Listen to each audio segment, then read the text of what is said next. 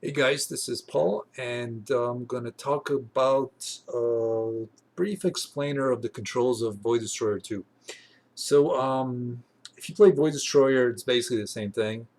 Now, some people that played Void Destroyer had a criticism that the controls are too complex, too difficult, too many, too wrong. And controls are a very personal thing where sometimes somebody just doesn't like them and that's just it.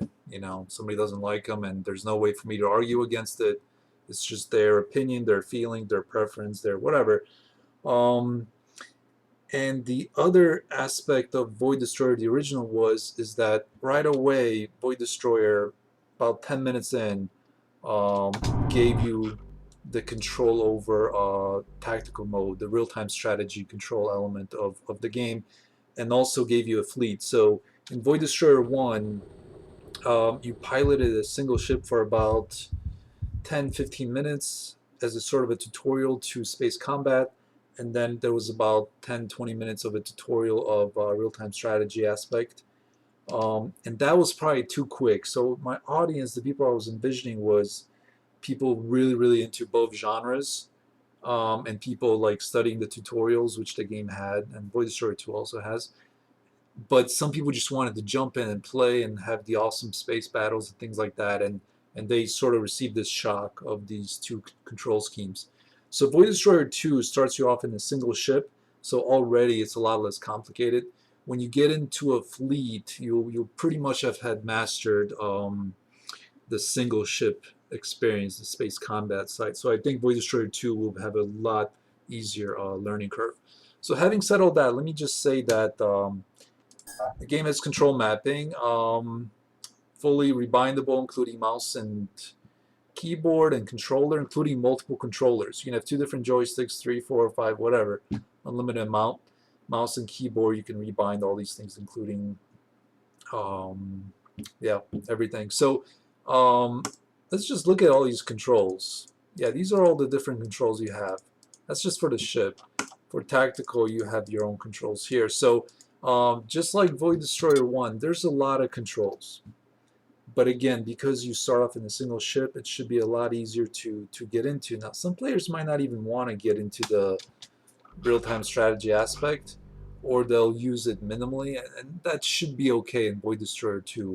That's my goal, that you're not forced into one or the other. But let me just go through the basic explanation of the flight controls. So a lot of it is kind of old school, how old school space sims were. And to give you an example of some newer space sims or arcade sims or whatever, some don't let you stop. It's kind of weird to me, but there's some space sims that just never stop. You actually can't stop moving. In Void Destroyer, not only can you stop moving, you can move in any direction, including backwards, right, left, up and down. All the thruster controls are available to you. So the way you thrust in different controls is just like in a first-person shooter with WASD. So W is forward, A is left, D is right. This ship has cool thrusters, so I can actually even demonstrate it with this. Q is up, E is down. Now Z rotates you to the right, and the other one rotates. Z and C rotate you in in the opposite directions. So the important thing is, so again, WASD, just like a first-person shooter, Q and E added also for up and down, and Z and C. So your left hand is basically just like a first-person shooter. The tab will do an afterburner. And what the afterburner is, it's like these are my regular engines, and the afterburner is a big multiplier to my forward speed. So if you're in a ship that has afterburner, hit tab, and you're gonna burn away from some enemy or burn towards combat. The way you turn with a mouse, you just move it to the extent of the screen. You know, sort of like a first-person shooter, but the ship takes time to turn, Every ship has its own turning characteristics, so you can definitely there's a little bit different than first-person shooters, something to get used to. And there's also a thing called speed. So I hit the backspace key and I set my ship to go what I call cruise speed. So in a lot of old school space sims this exists, but in a lot of them you would actually be limited how fast you can go. But because Void Destroyer aims to be a little different, you can actually bypass, there's actually no speed limit. So this ship's cruise speed is 60, but I can afterburn faster, and I can even go faster than that. It's just that the more I accelerate, the slower I'll accelerate further, just to keep things reasonable. Otherwise, you could just like accelerate crazy amounts, and the game would crash essentially. So again, WASD for the basic ship maneuvering, backspace for constant forward speed. Now, when you're constantly moving forward, when you turn, there's a little bit of drift, but your ship will compensate for that drift automatically. Let's say I thrust to the right. Just look at this asteroid, so we have a frame of reference. Let's say I thrust and I let go of the right thruster. The ship will thrust in the opposite direction to compensate. Just show that again. Thrusting to the right. Now the thruster to the left compensates. Now, because it's a space sim and we're in space, that it's not necessarily how it has to be. On Earth, there's drag. You know, the gravity on Earth pushes against there's drag, and you know, the gravity and air surface basically light on slows down. I'm not a scientist, so I might not be exactly right here, but not necessarily how it has to be. So you can actually turn that off in Earth's gravity. Let me just look at something so you guys see what I'm talking about.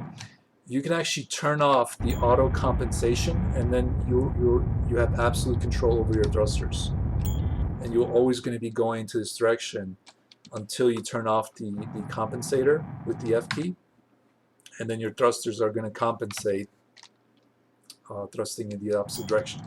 So there's a little bit of a learning curve here. Maybe it'll take you 5 minutes, 10 minutes, I'm not sure. But basic flight, you have a lot of control. You don't necessarily have to use all these different options, but they're there for you. They're for space sim enthusiasts. You can also pilot with a joystick or a controller. It's just that the mouse is a little nicer of a method due to how overworld controls with a mouse.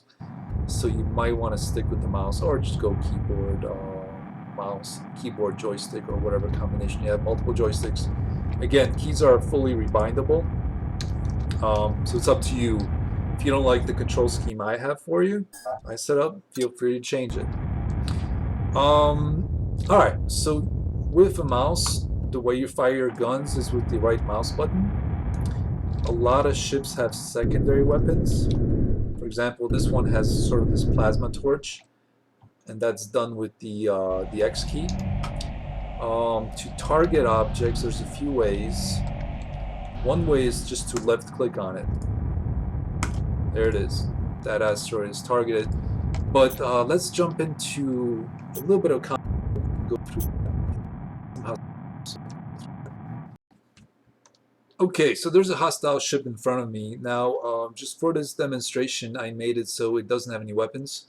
It's just a silly transport ship, doesn't have any weapons. It's not going to shoot back at me, which would be really inconvenient while I'm talking. But like I said just before, to target another enemy ship or any object at all, you can just left click it, or if you press the T key, it will automatically target the nearest enemy ship. I'm actually in a different ship right here. It has turrets, and they'll actually auto track my target. So targeting is very important for hitting something in space. A lot of the guns will have a bit of auto aim to help you.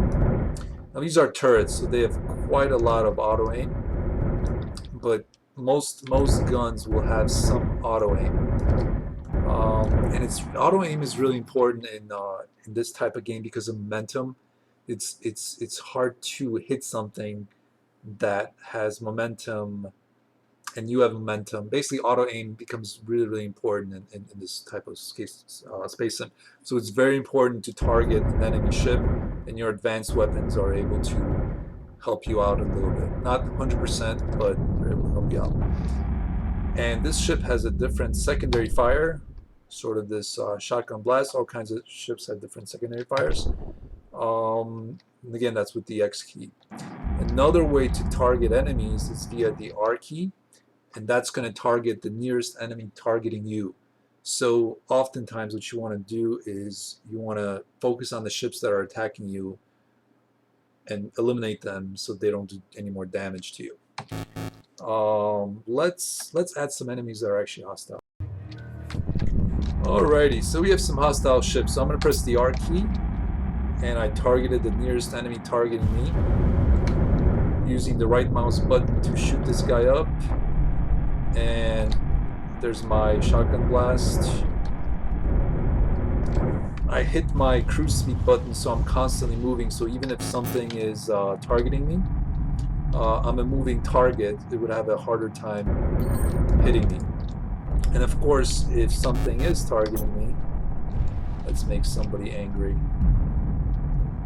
Actually, there's a good amount of combat going on, so this might be a bit hard to demonstrate, but if a ship was targeting me, I could use the strafe keys, WASD, to avoid the projectiles.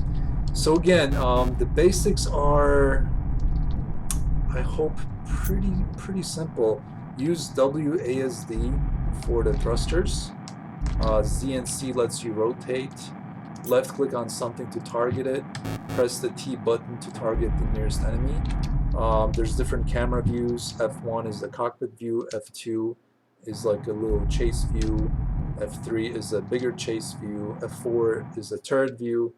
That's a little more advanced. F5 is the command view used for larger ships. That's a little more advanced too. Right mouse button to shoot primary weapon. X to shoot the secondary.